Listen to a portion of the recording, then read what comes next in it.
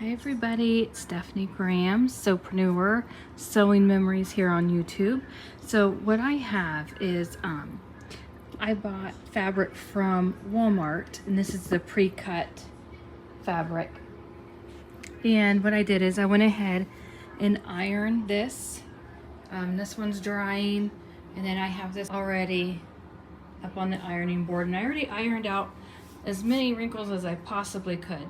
And now I'm putting on my interfacing, and what I want to do is I'm going to interface with iron on, or stabilize, same thing, iron on stabilizer while I have my fabric as one piece. I know it's a little difficult to see with the lighting.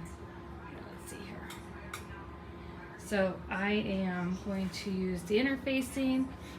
I have it down this far, and you can see where it lands here.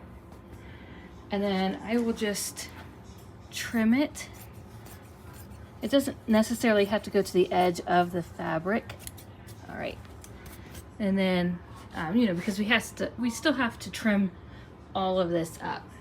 But it's just easier to interface the whole thing instead of waiting till you cut the blocks. And let me move my machine out of the way. You can see with some of these blocks, I have pre-pinned the outfits already. And don't worry about some of the wrinkles that have happened, you know, that's not anything to worry about. So I have the outfit pre-pinned how I want it to lay out. Little arms and feet pinned down. I have pins everywhere. I just have to be careful when I start sewing these. That'll be on the next live or video. I might pre-record it.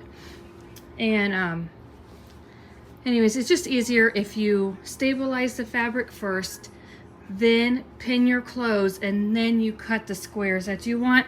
That's you know, the simplest way I've found to do that. If any of these quilt squares are too long, you know, I can trim them down as I sew it together.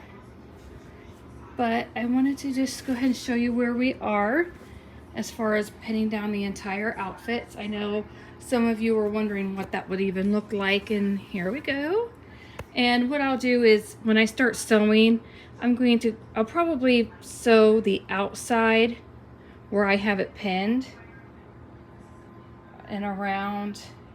That way it doesn't bulk and stick up whenever the mom decorates with this. I'm going to go ahead and probably sew a few designs like free motion quilts, some swerves or something like that around the inside of the outfits. Oops, let's get this one laid out here.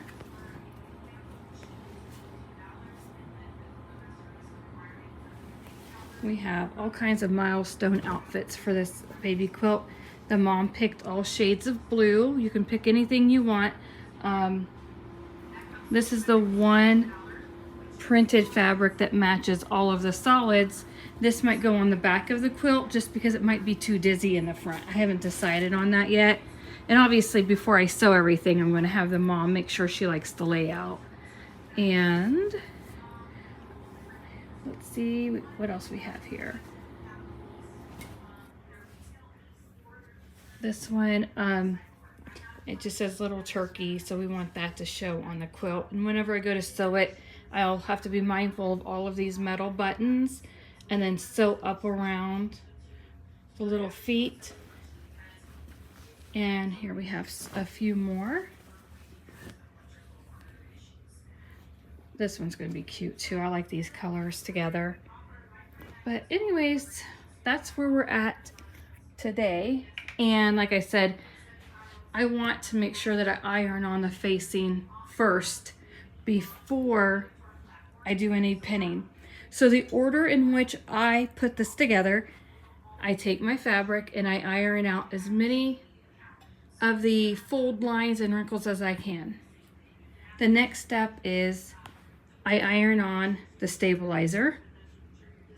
Then I lay out the fabric on the floor or workstation. If you've been blessed with a big enough work table, then use that.